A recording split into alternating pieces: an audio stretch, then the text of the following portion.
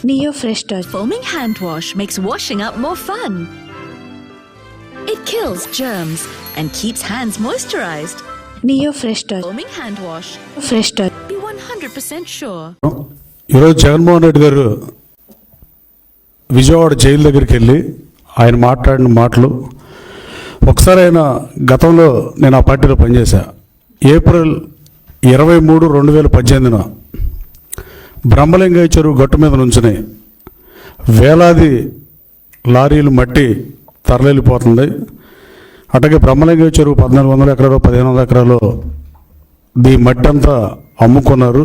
Silt తీయటం అంటే అదే ఇప్పుడు ప్రభుత్వం రిజర్వాయర్ చేద్దాం అనుకుంటే దానికి ఒక 16-17 కోట్ల డబ్బులు రాజేశారు.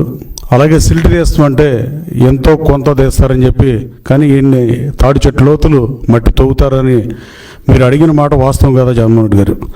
మీరు ఆ రోజున మాట్లాడినప్పుడు అదే బ్రహ్మలింగయ్య చెరువు గట్టు మీద నుంచి మాజీ శాసనసభ్యుని, అప్పుడున్న శాసనసభ్యుడిని మట్టి కాసుడని, బకాసుడని, రౌడీ అని మీరు మాట్లాడిన మాట వాస్తవం కాదా? అప్పుడు మట్టి కాసుడు ఇవాళ మహాత్ముడు అయిపోయాడా? ఆ భావంతోనే మీరు జైలుకి వెళ్ళారా పరామర్శించడానికి? ఫేక్ పట్టాల కేసుని వైఎస్ఆర్ కాంగ్రెస్ పార్టీ అధికారంలోకి రాగానే ఆ రోజున బాపులపాడు ఎంఆర్ఓ ఉన్న నరసింహారావు అని ఎంఆర్ఓ నరసింహారావు అని కేసు పెడితే తర్వాత అతను వైసీపీలోకి రాగానే ఆ ఫేక్ పట్టాల కేసు ఛార్జ్షీట్లో పేరు తొలగించింది వాస్తవం కాదా? ఆ ఎంఆర్ఓని గన్నవరంలో ప్రధానమైన మండలం గన్నవరం బాపులపాడు 75,000 ఓటింగ్ ఉండి 2 లక్షల పైన జనాభా ఉండేదానికి ఒకే ఎంఆర్ఓని కొన్ని సంవత్సరాల పాటు ఉంచిన మాట వాస్తవం కదా? బూతులు తిట్టే వాళ్ళకి మంత్రి పదవులు ఇచ్చి, బూతులు తిట్టే వాళ్ళని ప్రోత్సహించి, తెలుగు భాష మీద దాడి చేసి ప్రజల తిరస్కారానికి గురై 11 సీట్లు పరిమితమైంది వాస్తవం కాదా? ఇంకా ఇప్పుడు కన్నా మానుకుంటే మీ పార్టీకైనా రాష్ట్ర ప్రయోజనాలకైనా అది మంచిది తప్ప ఇంకా ఇదే భాషను కంటిన్యూ చేయటం, బూతులు తిట్టామని ప్రోత్సహిస్తే ఇక ఈ రాష్ట్రానికి వైఎస్ఆర్ కాంగ్రెస్ పార్టీ ఏం చేయదలుచుకుందనేది ప్రజలు చర్చించుకునే పరిస్థితి. కేవలం పనికిమాలకు మంత్రులు ఇచ్చి, బూతులు తిట్టే వాళ్ళకి మంత్రులు ఇచ్చి ఆ 11 స్థానాలకి పరిమితం అయిపోయిన విషయం తెలుసుకుంటే మంచిదని మీ ద్వారా తెలియజేస్తూ, అలాగే వైఎస్ఆర్ కాంగ్రెస్ పార్టీ అధికారంలో ఉన్నప్పుడే గన్నవరం పిఎస్సిఎస్ అధ్యక్షుడు కాసంనేని రంగబాబు గారు పార్టీ మారాడనే ఉద్దేశంతో నాతో పాటు బ్యాంక్ చైర్మన్ పదవికి రాజీనామా చేసి మారాడు.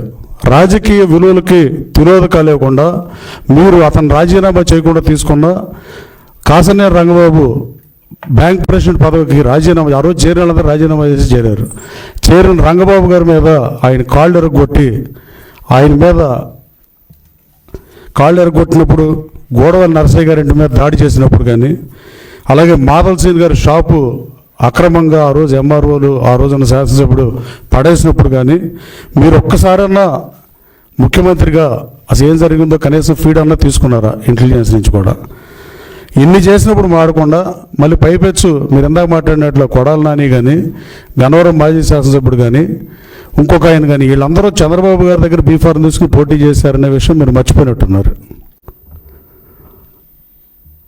ఒకళ్ళు 3 సార్లు, ఒకళ్ళు 2 సార్లు, ఒకళ్ళు 1 సారి అనుకుంటా.